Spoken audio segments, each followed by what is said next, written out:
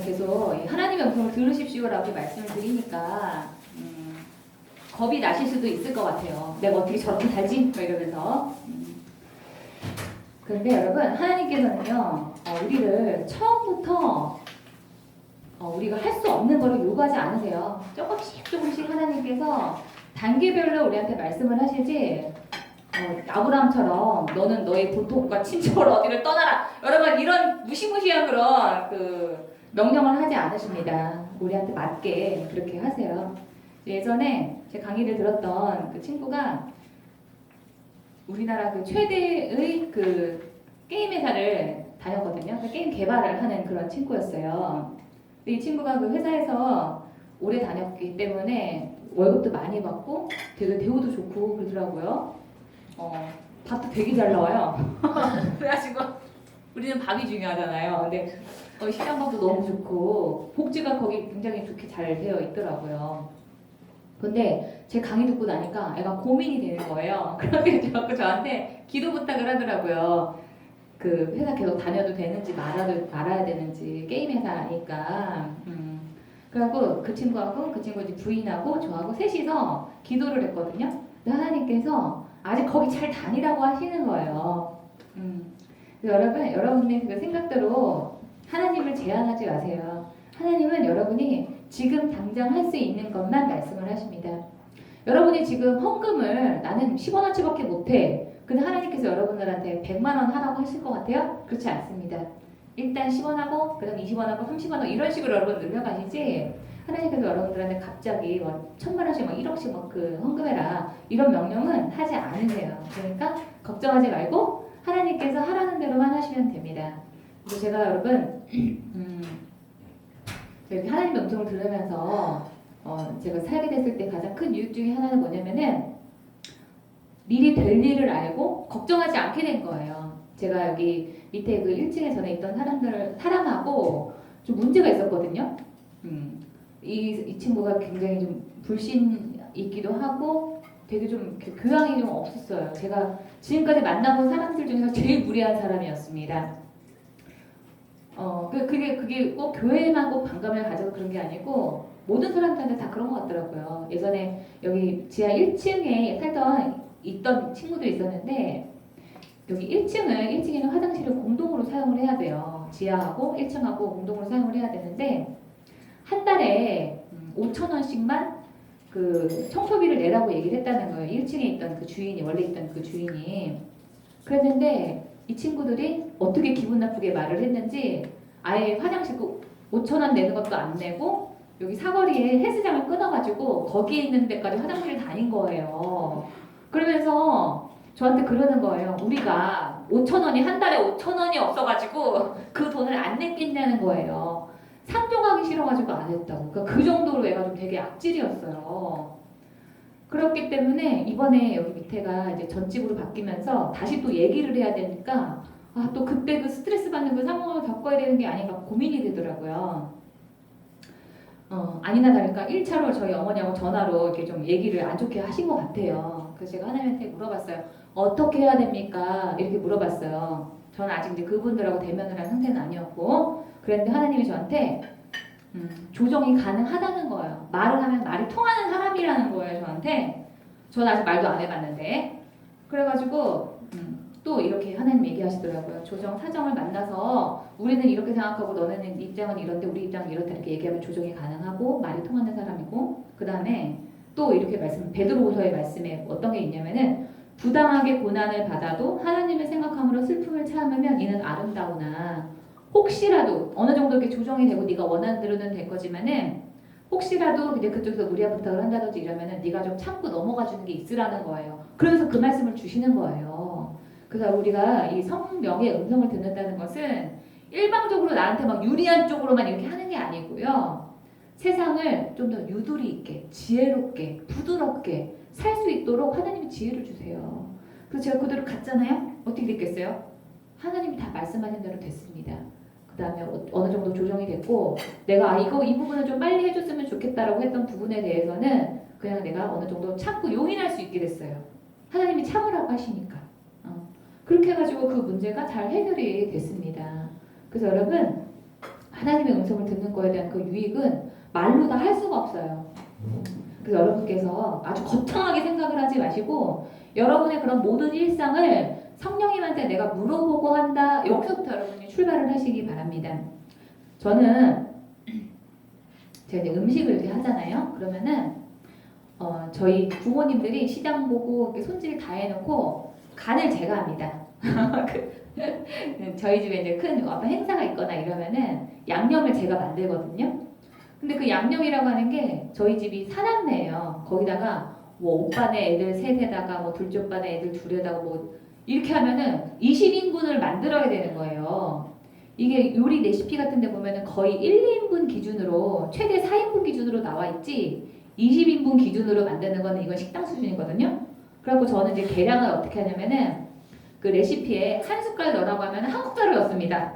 제가. 근데 그것도 이제 한계가 있지. 어느 정도 하다 보면은 재료가 양이 너무 많으니까 이 양 맞추기가 쉽지가 않은 거예요. 그래가지고 기도를 합니다.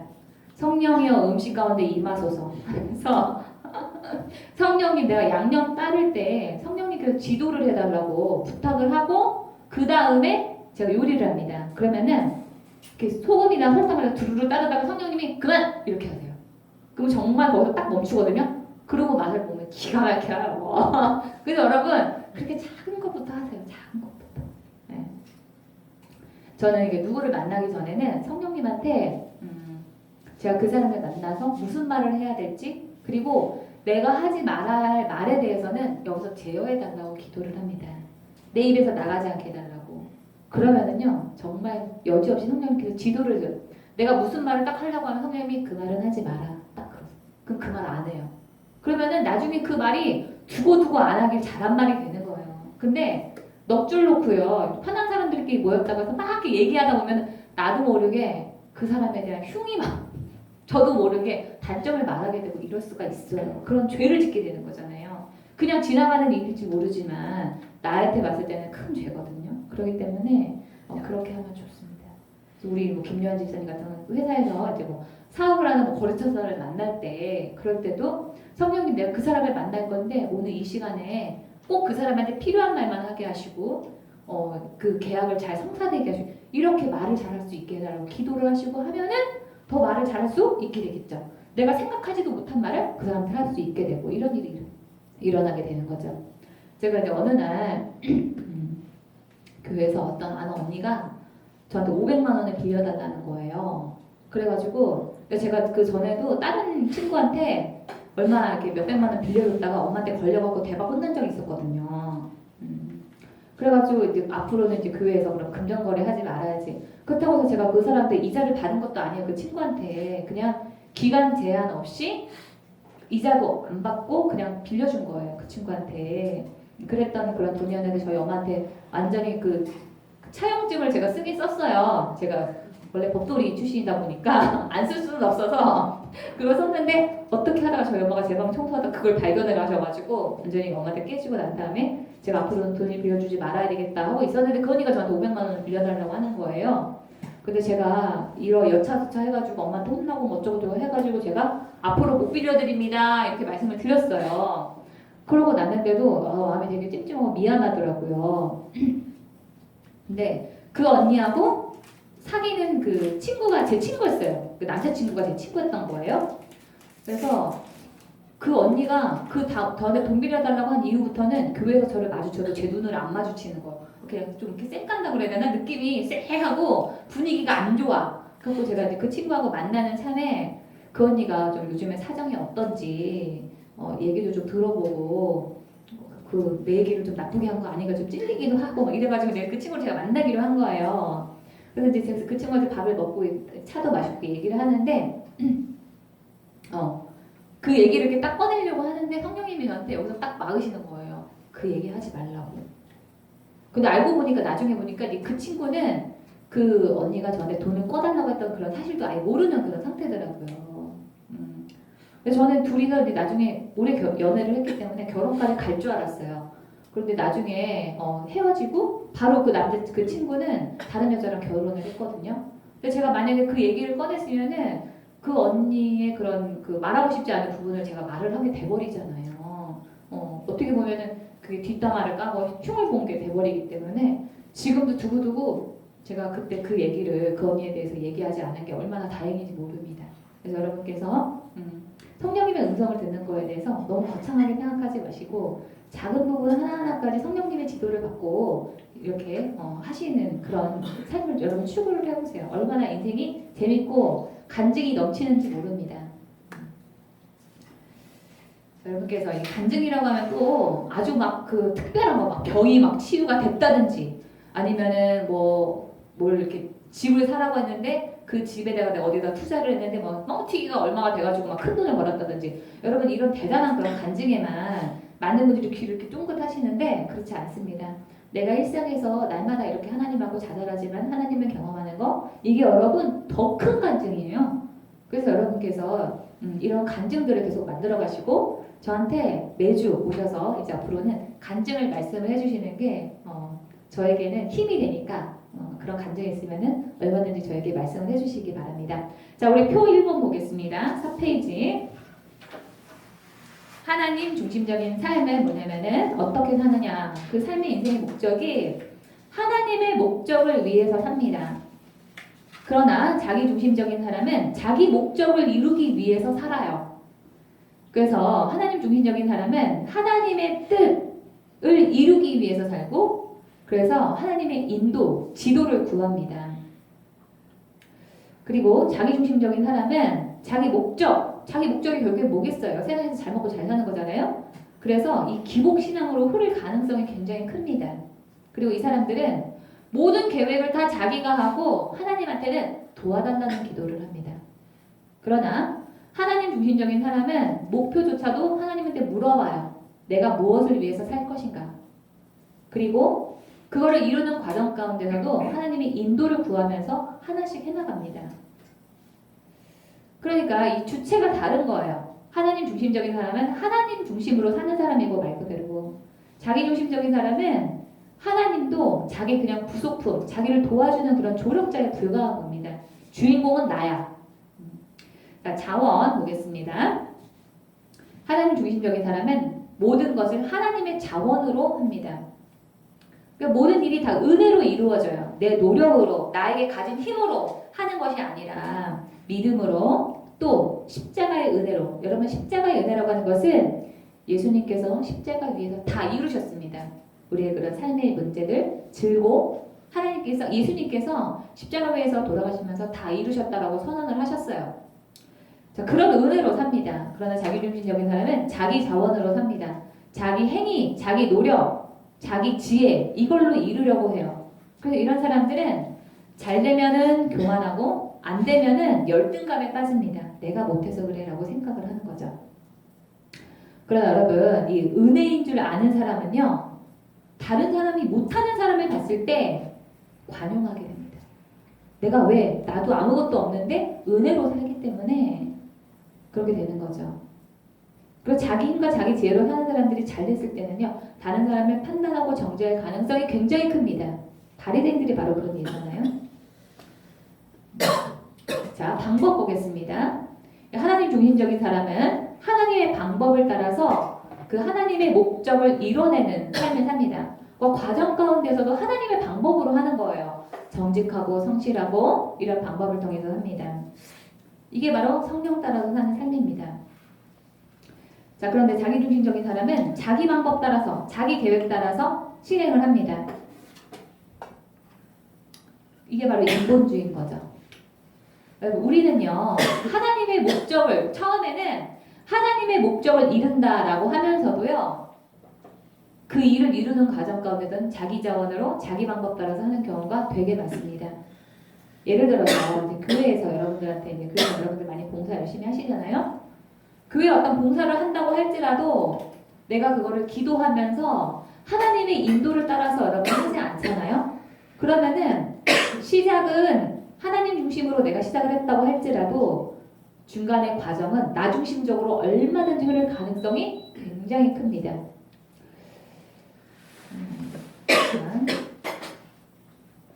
제가 그 예전에 어떤 날 자매님이 저한테 기도 부탁을 하셨어요. 자기 아버지가 목회를 시작을 한 지 40년이 넘었는데 자기가 태어났을 때부터 지금까지 30년이 넘게 목회를 하는데 그 교회에 성도가 없다는 거예요.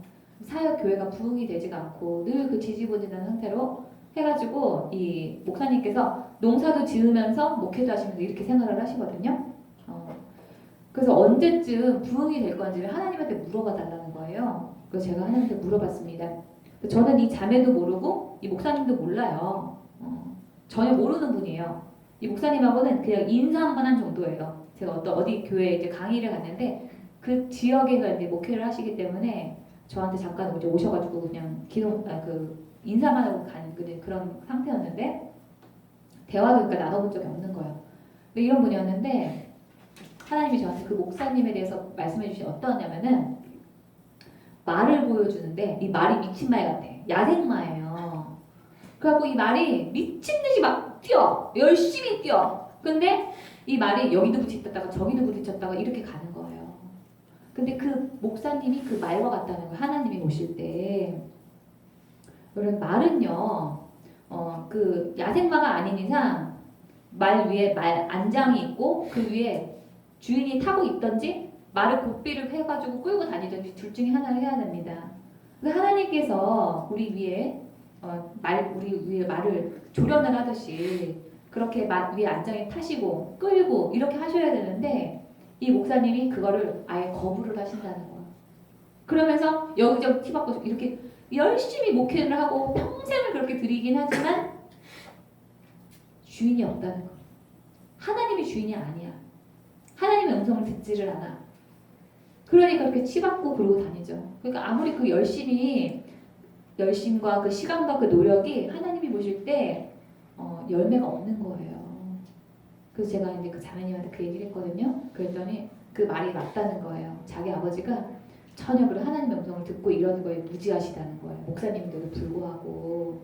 그래서 하나님이 저한테 그런 태도가 바뀌기 전까지는 그 교회 부흥이 안 된다고 그렇게 말씀을 하시더라고요. 네, 그런 일이 있습니다. 그러니까 여러분 우리가 하나님의 음성을 듣는다고 하는 것은 누가 내 삶을 인도하고 지도하고 하는 것인지를 결정을 하는 거예요. 자, 우리 각주 12번 보겠습니다. 바리새파 사람들은 혼잣말로 이렇게 기도했다. 하나님 감사합니다. 나는 남의 것을 떼앗는 자는 어쩌고 저쩌고 하면서 나는을 얘기하죠. 자기 노력으로 신앙생활을 하는 사람은 나 중심적으로 합니다. 나의 행위 중심으로 신앙생활을 한다는 거예요. 내가 교회에서 얼마를 다녔고 내가 교회에서 어떻게 봉사를 했고 이거를 강조를 많이 하죠. 여러분 교회 권사님들 많이 보실 겁니다. 다음 페이지 보겠습니다. 자, 우리 13번 보시면 저녁 때가 되니 제자들이 예수께 다가와서 말했다. 여기는 빈들이고 날도 이미 저물었습니다. 우리 그러니 무리를 헤쳐보내어 제각기 먹을 것을 사 먹게 마을로 보내시는 것이 좋겠습니다. 여러분 이거는 아주 인간적인 방법을 쓰는 겁니다. 여러분 이 제자들이 예수님이 하시는 거를 계속 쭉 봤으면 어떻게 했어야 될까요? 여러분 예수님 지금 날도 저물었고 사람들은 이렇게 많은데 어떻게 하면 좋을까요? 라고 물어봤어야 되는 거예요. 그런데 이미 자기 안에서 계산이 다 끝났어. 이미 이제 빨리 가라고 그래가지고 알아서 지들이 사 먹게 하세요. 지금 이 얘기를 하고 있잖아요. 근데 여러분 우리의 신앙이 그렇습니다. 어떤 문제가 딱 있으면은 그 문제를 내 방식대로 내 지혜로 해결하려고 한다는 거예요. 우리가 그렇습니다. 그런데 예수님께서는 그들을 물러갈 필요 없다. 그들에게 먹을 거를 줘라. 17절에 그랬더니 또 우리에게 있는 것이라고는 빵 5개하고 물고기 2마리밖에 없습니다. 인간적인 계산을 하는 거예요. 나한테 주어진 건 이거밖에 없고 저거밖에 없고 이것만 생각을 하는 거죠. 18절에 보시면 예수님께서 그거 갖고 와라. 19절에 보시면은 무리를 풀밭에 앉게 하시고 하셨어요. 이거 보면 되게 좀 황당한 거예요. 지금 먹을 것도 아무것도 없는데 먹을 준비를 시킨 겁니다. 들판에서 먹을 준비를 시키신 거예요. 그러니까 여러분 예수님께서는요 아직 음식이 없는데도 불구하고 하나님의 방법을 하시려고 했다는 거죠. 그렇게 앉고 먹을 기도하고 난 다음에 떡을 떼기 시작하니까 그때부터 하나님이 일하시기 시작하죠. 이게 뭐라 여러분 하나님의 방법으로 하는 것입니다.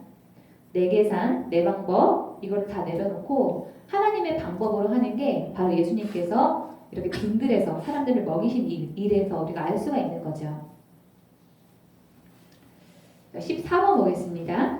아사가 왕이 된 지 39년이 되던 해에 발에 병이 나서 위독하게 되었다. 그렇게 아플 때에도 그는 주님을 찾지 아니하고 의사들을 찾았다. 아사가 죽어서 그와 그의 조상과 함께 잠드니라고 하죠. 여기서 여러분 밑줄 친 부분 보시면 주님을 찾는 것은 하나님의 방법이에요. 그리고 의사를 찾는 것은 인간적인 방법입니다. 그러니까 이 성경에서는 이 둘을 반대로 보는 거예요. 그렇다고 해서 제가 여러분들한테 병이 걸리면은 무조건 병원 가지 말고 기도만 하시고 이 말씀 드리는 게 아닙니다. 우리는 병원도 가지만 기도도 해야 되는 거예요. 그런데 그렇게 이 아사가 하나님을 찾지 않고 병원만 가니까 의사만 따르니까 13절 어떻게 됐어요? 죽어서 잠들어 버렸죠? 아무것도 못하고 앓기만 하다가 그냥 죽게 되는 거예요. 아무것도 못하고 3년 동안이나 그냥 앓기만 하다가 이 아사가 죽어버리게 됩니다. 그러니까 우리가 계속 그런 인간적인 방법을 쫓아서 살다 보면은 결국에는 하나님 보실 때 아무것도 하지 못하고 그냥 죽어버리는 그런 삶을 살 수밖에 없다라고 하는 것을 여기서 지금 말하고 하고 있는 거죠. 자, 위에 올라가서 우리 표 2번 보겠습니다. 자, 이거는 이제 치유와 권능이라고 송기준 장로님 제가 그 책에서 따온 거예요. 이걸 좀 제가 설명을 좀 드릴게요. 자, 옛 언약에 기초한 삶. 이거는 성경 말씀대로 이것만 그 강조하는 그런 사람들의 입장이라고 보시면 되고요. 5페이지입니다. 새 언약에 기초한 삶은요. 성경 묵상도 하면서 성령님의 음성 따라 사는 삶이라고 보시면 돼요. 자, 자존자의 삶, 자신을 의존하는 삶입니다. 결국에는 내 생각, 내 계획, 내 힘으로, 내 노력으로 어떤 목적을 이루려고 하는 삶입니다. 나라고 하는 한계에서 벗어날 수가 없어요. 그러나 새 언약에 기초한 삶은 의존자의 삶입니다. 하나님한테 맡기는 삶. 여러분 맡긴다라고 하는 것은 나는 아무것도 안 하고 그냥 멍하니 있는 게 여러분 그게 성경적으로 맡기는 게 아니에요. 기도하면서 움직이는 사람, 그 사람이 바로 맡기는 사람입니다. 그래서 여러분 자존자, 그러니까 나 스스로 사는 사람은요. 하나님한테 먼저 기도하기보다도 자기 스스로 그냥 움직이기 시작합니다. 그런데 하나님 의존적인 사람은 뭐부터 하면 기도부터 해요. 하나님 내가 뭐부터 할까라고 물어봅니다. 그럼 하나님이 누구를 만나라, 누구를 어떻게 얘기해라 이렇게 알려주시겠죠. 아니면 또는 기도만 하라고 할 수도 있어요. 근데 그냥 그것만 하는 거예요. 두 번째 줄 율법적인 삶입니다. 바리새인들이라고 보시면 돼요. 자, 이 사람들은 나는 할 수 있어. 나는 율법도 잘 지킬 수 있고 하나님 하라면 다 할 수 있어. 이런 사람들이죠. 바로 바리새인들입니다. 그래서 나는 하는데 너는 왜 못해? 라고 정지하기가 쉽고 판단하기가 쉽겠죠. 그 옆에 새 언약에 기초한 삶은 은혜의 삶을 살아요. 나는 할 수 없는 사람이니까 성령님 나를 도와주십시오. 이런 마음의 자세로 삽니다. 다른 사람에 대해서도 사랑하고 온유하고 겸손하게 대할 수가 있게 되겠죠.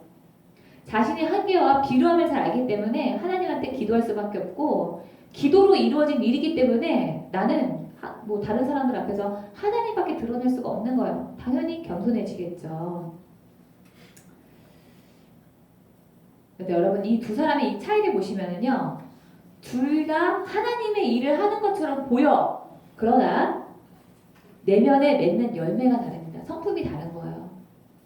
자, 바리새인처럼 이 율법적인 삶, 성경 말씀대로만 하는 이런 삶은요, 다른 사람을 정죄하고 판단하기 쉽다 그랬잖아요. 그 내면에 다른 사람에 대한 비난, 판단 이렇게 있는 거예요. 그런데 이 새 언약에 기초한 사람은 사랑하고 온유하고 겸손의 이런 열매들이 우리 내면에 맺어지게 되는 것입니다. 각주 우리 16번 보겠습니다. 골로새서 새 사람을 입었으니 이는 자기를 창조하신 이의 형상을 따라 지식에까지 새롭게 하심을 입은 자니라. 우리 생각의 근본부터 바꾸려고 하셔야 된다는 거예요. 자, 요한복음 5장 30절 예수님께서도 나는 혼자서는 아무것도 할 수 없다고 하셨습니다. 두 번째 줄 내가 하고 싶은 것을 하려고 하지 않고 오직 나를 보내신 분이 하는 것을 원하는 것을 하려고 애쓴다. 그러니까 나 중심적인 사람이 아니라 하나님 중심적으로 사는 사람은 이렇게 산다는 거죠. 자, 18번 여러분은 율법 아래 있지 않고 하나님의 은혜 아래 있으므로 죄가 여러분을 다스릴 수 없다라고 하는 이 말씀이 좀 어렵긴 하죠. 여러분 율법 아래 있다. 율법이라고 하는 것은 인간이 주체가 돼서 하려고 하는 모든 것이 바로 율법입니다. 인간이 주체가 돼서 하려고 하는 모든 것. 그게 바로 율법이에요. 그러나 우리는 하나님의 은혜 아래 있기 때문에 죄라고 하는 것은 하나님이 없는 모든 삶의 결과가 바로 다 죄예요. 하나님이 간섭하지 않은 그런 모든 삶의 결과, 모든 선택들, 그게 다 죄입니다. 그것이 우리를 다스릴 수 없게 되는 거죠. 다음 페이지 보겠습니다. 자, 언약에 기초한 삶. 너는 뭐를 하지 마라, 해라 이런 양분된 그런 삶을 살아요. 율법에 기초한 삶은요. 그래서 여러분 이런 사람들은 하나님이 두렵겠죠. 자, 그런데 새 언약에 기초한 사람은 내가 여기서 이제 좀 표현이 좀 그러긴 한데 이게 뭐냐면은 그러니까 예 언약에 기초한 사람은 시키면 시키는 대로 한다 이런 건데 새 언약에 기초한 사람은 능동적으로 내가 뭔가 자율적으로 할 수 있는 그런 여지가 굉장히 많다는 거예요. 그런데 그런 그 자율이 하나님의 뜻하고 상충되는 게 아니에요. 그러니까 여기 그 이 언약에 기초한 사람은 위에 보시면 율법을 그대로 지키는 거라고 본다면은 새 언약에 기초한 사람은 정신을 지키는 거예요. 정신이라고 하는 범위는 굉장히 더 넓겠죠. 자,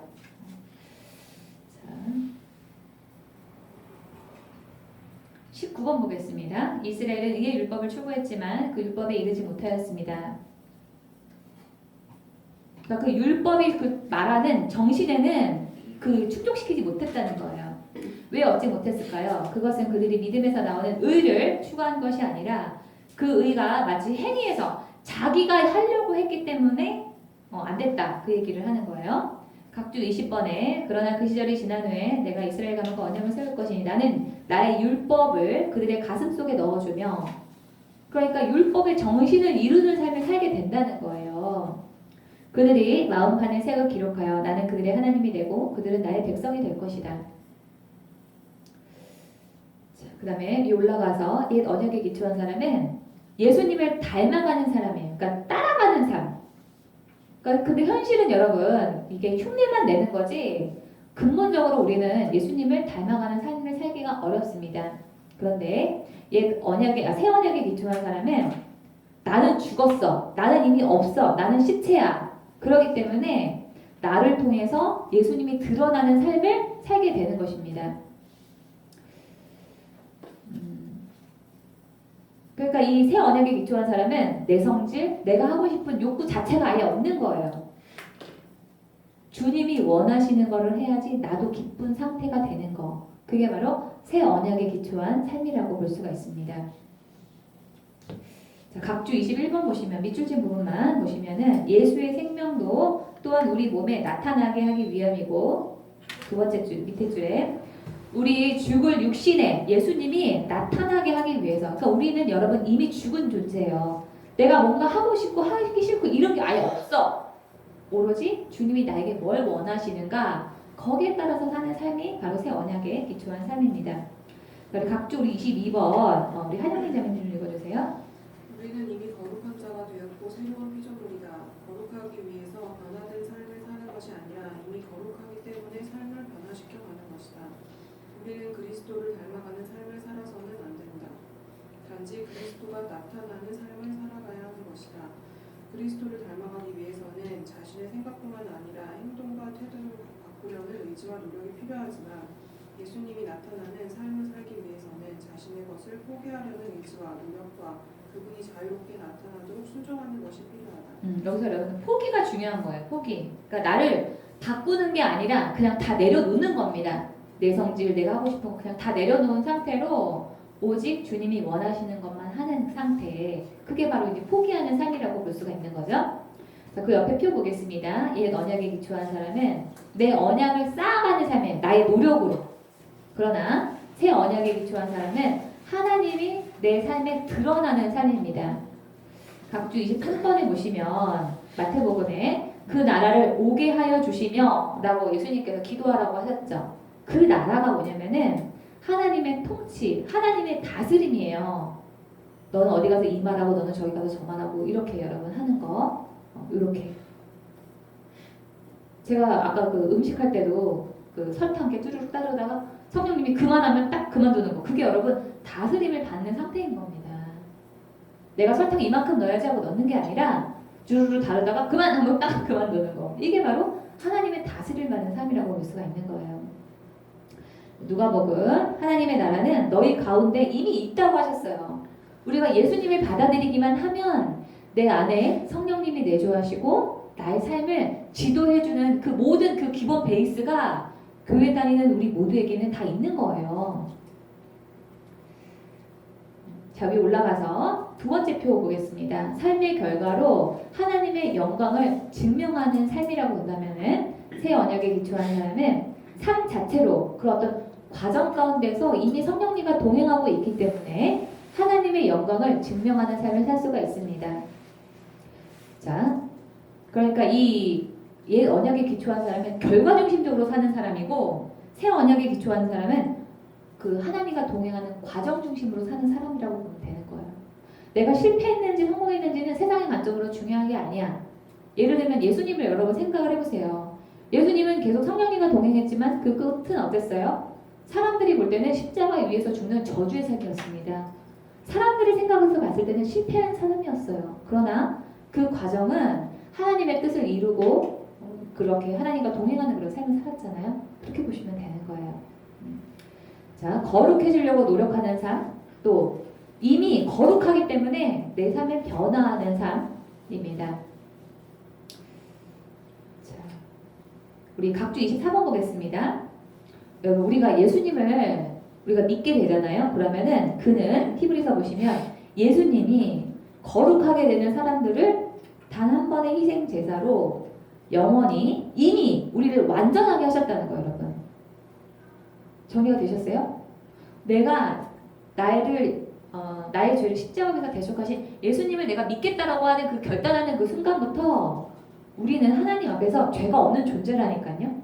너는 죄가 없어 라고 하나님께서 간주해 주시겠다고 성경에 선포를 하셨어요. 왜? 예수님 때문에. 내 노력 때문에가 아니라 우리는 이미 거룩해진 상태예요. 정리가 되셨습니까? 내가 계속 거르고 잃어가려고 하는 그런 상태가 아니라 자, 우리 표를 보겠습니다. 우리 조진희 성도님 잘 이해가 좀 안 되시죠? 궁금한 거 있으면 다 적어 놓으셨다가 다시 말씀을 해주세요. 자, 방향성 보겠습니다. 좋은 성품을 내가 배우고 익히려고 하면서 나를 자꾸 변화시키려고 해요. 그러나 새 언약에 기초한 사람은 나는 이미 죽었어. 예전에 성질 들었던 나, 말 함부로 했던 나 이미 죽었어. 그래서 나를 통해서 예수님이 드러나는 거예요. 나는 이미 없어. 아무것도 없는 존재인 거예요. 근데 그 위에서 그냥 새롭게 예수님이 하라는 것만 드러나는 삶이 되는 거죠. 자, 옛 언약에 기초한 사람의 구조는 나와 예수님이 어떻게 보면 동등한 존재예요. 나도 공존하고 예수님도 공존해. 내 안에. 그러나 새 언약에 기초한 사람은 내 안에 계신 예수 그리스도가 드러납니다. 그 새 옛 언약에 기초한 사람은 예수님은 이해의 대상이에요. 그러나 새 언약에 기초한 사람은 예수님은 나의 경험의 대상입니다. 자, 옛 언약에 기초한 삶, 자존자로서, 그러니까 내가 스스로 살아가야 되기 때문에 내 스스로 내 삶을 채워가는 삶, 나 스스로가 바꿔가는 삶이라고 본다면은 이 새 언약에 기초한 사람은 의존자로서 갈망하는 존재, 하나님의 충만한 사랑을 계속적으로 공급을 받는 존재라고 하는 거예요. 왜? 나라는 존재가 아예 없으니까. 그래서 제가 여러분 말씀드렸죠. 이 묵상을 해도 내가 중심이 돼서 하면은 메마르고 재미가 없습니다.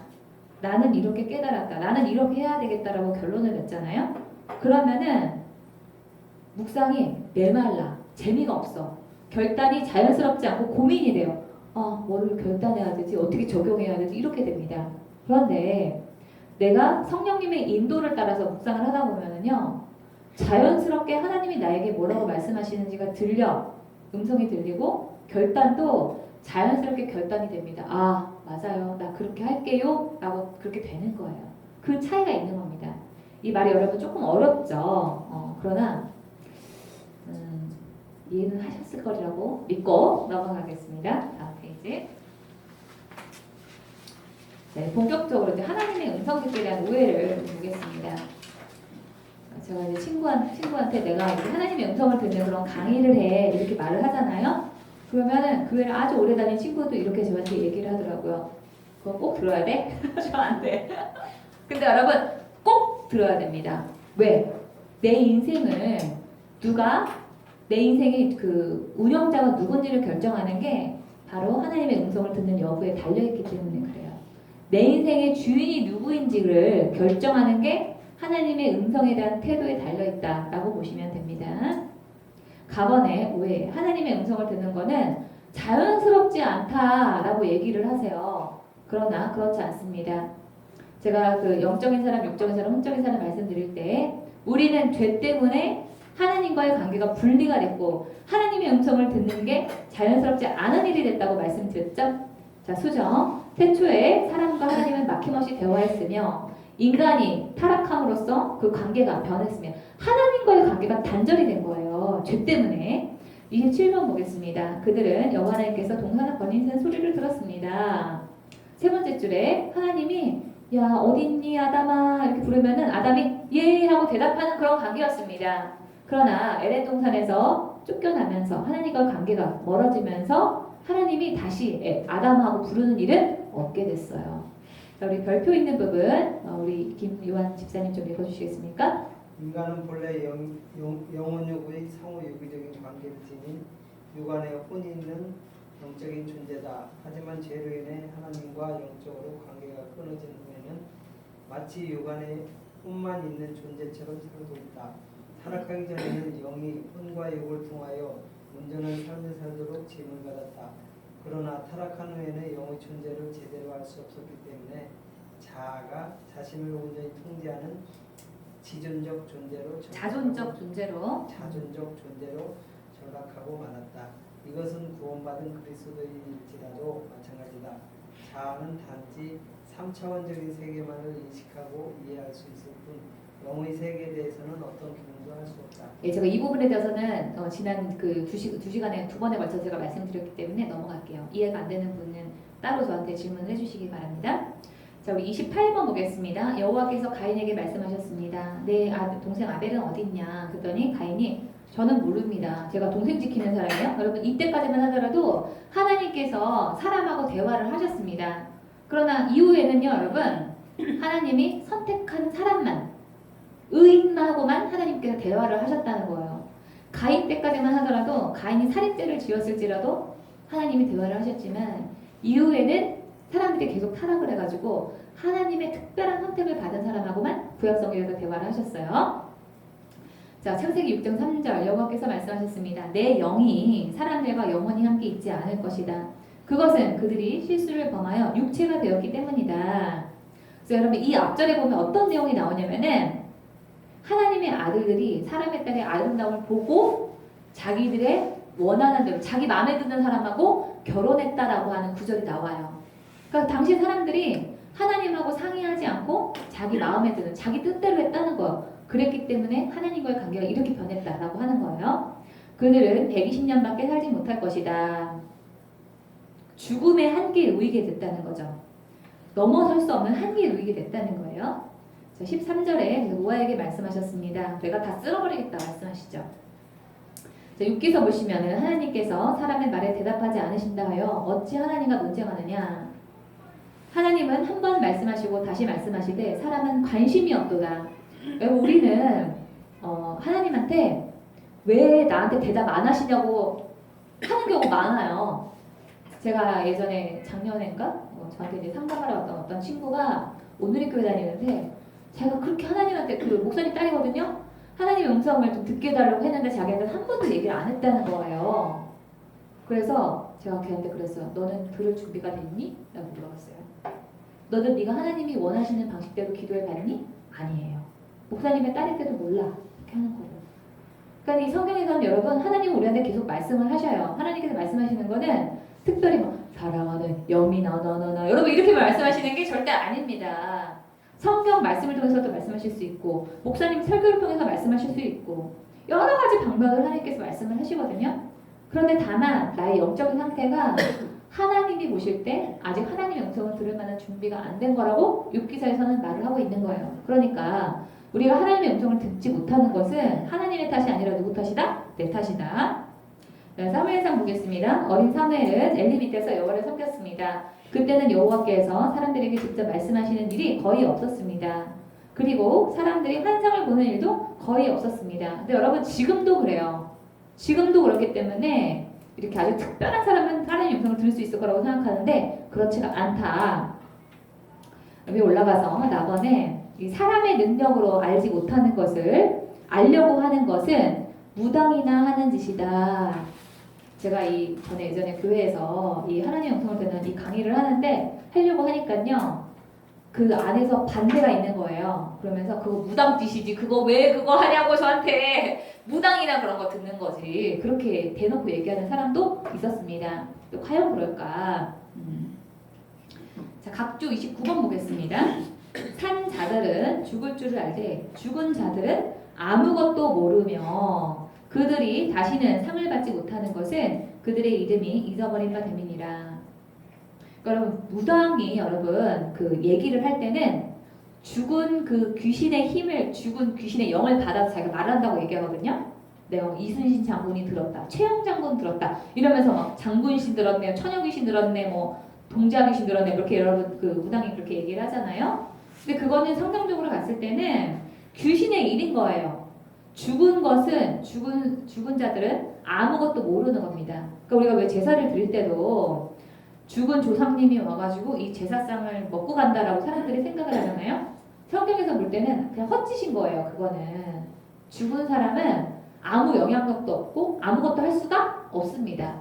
그래서 우리나라의 그런 제사 문화라든지 이런 것들은 전혀 성경적이지 않고 영적인 원리도 맞지 않다는 거죠. 자, 그래서 하나님께서는 우리 신명기 보시면 점쟁이나 기름을 말하는 자나 신적자나 초혼자나 뭐 이런 사람들을 다 죽여버리라고 듣지 말라고 얘기를 하시죠. 자, 우리 다음 페이지 9페이지 보겠습니다.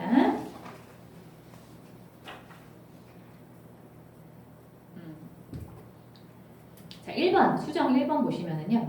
우리 표 보겠습니다. 보충자료 표 보겠습니다. 보충자료 1이라고 되어 있는데 1페이지에 표를 볼까요? 네, 많은 분들이 이제 하나님의 음성을 듣는다고 하면은 이 기독교적인 세계관하고 사모니즘적인 세계관하고 구분을 못합니다. 하나님의 음성을 듣는다라고 하면은 샤머니즘적으로 생각을 해요. 무당이 귀신 소리 듣는 것처럼 그렇게 생각을 하는데 다르다. 자, 기독교적 세계관의 신관 보시면 우리는 성령님하고 사귀어요.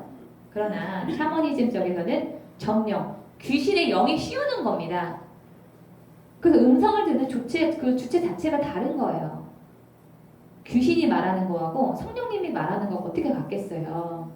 그런데 교회 다니시는 분들도 하나님의 음성을 듣는다라고 하면 어떤 그 귀신 씌워서 말하는 것처럼 생각하시는 분들도 되게 많아요. 그래서 저희 어머니 아시는 목사님은요, 그 마귀가 하는 거 아니냐고 저희 어머니한테 대놓고 말씀하시는 분도 계십니다. 하나님이 그렇게 자세하게 말을 해주냐고. 근데 여러분 자세하게 말씀해 주시는 거를 저는 늘 경험을 하고 살거든요. 자, 우리 기독교적 세계관 보겠습니다. 인격적으로 하는 성령님께서 우리를 대하시죠. 자, 그런데 샤머니즘 세계는 비인격적이에요. 로봇이에요. 그냥 귀신이 하라고 하면 그냥 그거 해야 되는 거예요. 억지로. 그래서 여러분 무당 귀신 들은 사람 누가 바뀌어요? 무당 자신도 싫어합니다. 무당 그 귀신 들은 사람이 내가 좋아갖고 무당 됐다는 사람 보셨어요? 아니죠. 근데 여러분 성령의 음성 듣는 사람은 자기가 자발적으로 간구하고 열정적으로 자기가 들으려고 하는 거잖아요. 다른 거죠. 자, 공존. 우리 성령님하고 우리는 공존하는 거죠. 그러나 이 샤머니즘 세계관에서는 공존이 불가능합니다. 신의 존재가 절대적인 우위를 차지하고 있어요. 자, 기독교적 세계관에서는 우리는 서로 사랑합니다. 성령님과 우리는 사랑해. 그러나 이 샤머니즘 세계에서는 두려움으로 그 귀신을 대합니다. 벌받지 않으려고. 그래서 여러분 무당 귀신 받는 사람들은 왜 그 신병 앓는다 그러잖아요. 죽기 싫어가지고 무당 그 귀신 봤죠. 또 우리는 이 성령님과 동행을 하면서 닮아가고 또 그 성품을 닮아가고 그 안에서 자라나고 성숙하게 되는 일이 일어납니다. 그러나 이 샤머니즘적 세계 안에서는 귀신을 그냥 받기만 하면은 단번에 그 귀신의 음성을 듣는 일이 일어나게 됩니다.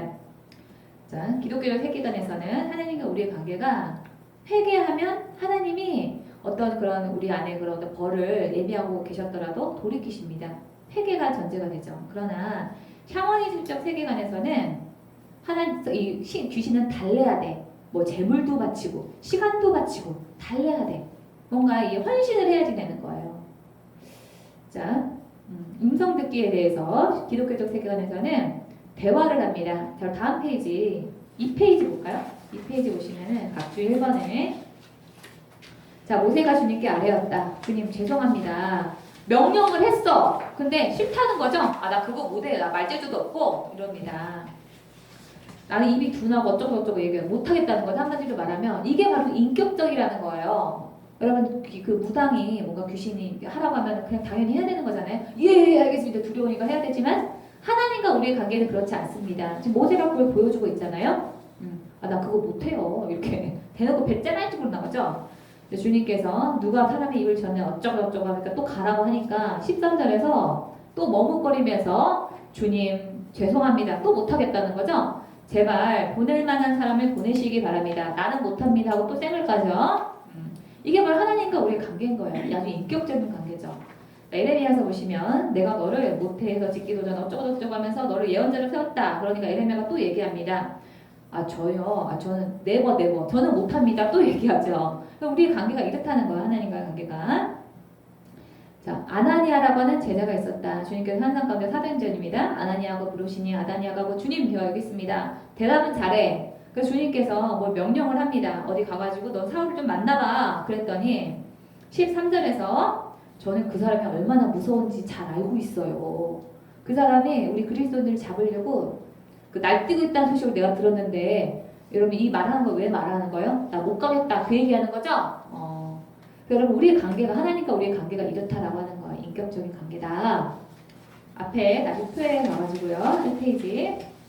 근데 우리는 하나님과 이렇게 대화를 합니다. 대화라고 하는 것은 서로 의견을 조율하는 과정이라고 볼 수 있어요. 그러나 이 사명이진도 세계에서 음성을 듣는다라고 하는 것은 그냥 운명으로 받아들이는 겁니다. 아 결정됐구나. 나는 그대로 해야 되는구나. 이렇게 합니다. 근데 여러분 우리가 하나님의 음성을 들을 때도 많은 분들이 그거를 그냥 운명으로 받아들여요. 하나님이 뭐라고 딱 말씀하시면 아 내가 해야 되는구나 그냥 그렇게 하고 여러분 하시거든요. 근데 제가 지난 시간에 말씀드렸다시피 하나님께서는요 우리에게 음성을 들려주실 때는 우리를 납득을 시켜주세요. 내가 그거 왜 해야 되는지.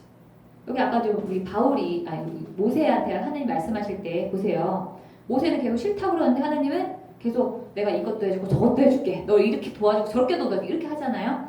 납득이 되게 하십니다. 그런 특징을 가지고 있어요. 자, 두 번째 줄 대화 바로 밑에 보시면 자연스러운 대화, 평범하고 일상적입니다. 아까 앞에 왜 모세하고 에레미야하고 아나니하고 말하는 거 보셨죠? 야 이거 좀 가서 좀 해. 아 나 그거 싫은데요? 이렇게 얘기하잖아요. 그런데 자 샤머니즘스 세계관은 복잡한 과정을 통한다라고 하는데 여러분 무당이 왜 굿하는 거 한번 생각을 해보세요. 막 그 뭐지? 막 칼춤도 추고 막 어쩌고저쩌고 하잖아요. 북도 치고 장구도 치고 막 그렇게 해야지 귀신을 불러들이는 그런 행동을 해야지 된다고 생각을 하죠. 근데 여러분 그렇게 귀신을 불러들이는 행동이 우리나라만 그런 게 아닙니다. 제가 예전에 그 아프리카 무당이 굿하는 거 봤거든요. 우리나라하고 거의 비슷해요. 막 돌면서 북치고 장구치고 춤추는 거 똑같더라고요. 자 옆에 보겠습니다. 자 우리는 신과 대화가 가능합니다. 그러나 그 옆에 보시면 이 귀신의 음성을 듣는 무당 같은 경우에는 대화가 아닌 명령이고 또 하나님은 우리의 자유의지를 존중을 하시고 우리가 선택을 가능하게 하십니다. 자, 근데 그 옆에 보시면 이 귀신은 절대 복종을 요구하죠. 그리고 하나님의 음성을 들을 때는 우리가 하나님의 음성을 들을 만한 영적인 상태가 되는 게 중요해요. 그런데 귀신의 경우에는 어떤 방법, 어떤 무당을 찾아가야 되고 어떤 귀신을 받아들여야 되고 이런 방법이 중요합니다. 그러니까 어떤 그런 관계, 그 사람과의 관계와 나의 관계가 중요한 게 아니라고 하는 사실이에요. 자, 2번 보겠습니다. 2페이지 보시면 자, 성령님은 일상적으로 우리가 만날 수 있는 존재입니다. 요리할 때, 내가 뭔가 상의할 때 늘 나의 일상을 공유하고 상담할 수 있는 그런 상대자지만 이 무당 귀신은요 그냥 아주 초월적인 존재예요. 나는 어떻게 범접할 수도 없고 나는 그 귀신의 명령을 따라야 되는 그런 존재죠. 자, 그리고 우리가 기독교적 세계관에서 하나님의 음성을 듣는다라고 하는 것은 본질적으로 하나님의 말씀을 추구하는 것을 바탕으로 합니다. 그런데 샤머니즘적 세계에서는 아주 신비한 일로만 생각을 하죠. 그래서 여러분 이 하나님의 음성을 듣는 것도 성경을 배제를 하고 아주 신비한 일로만 추구하는 경우가 되게 많아요. 교회를 다니는 분들도 하나님의 음성을 듣는 것을 샤머니즘적 세계관으로 접근하시는 분들이 많다는 얘기예요. 그런데 여러분 우리는 성경을 바탕으로 하나님의 음성을 들어야 됩니다. 신비한 그런 경험이 아니라. 자, 다시 교재로 오겠습니다. 또 쉴 시간이 됐네요. 금방 시간이 갑니다. 10분만 좀 쉬었다가 다시 좀 보겠습니다.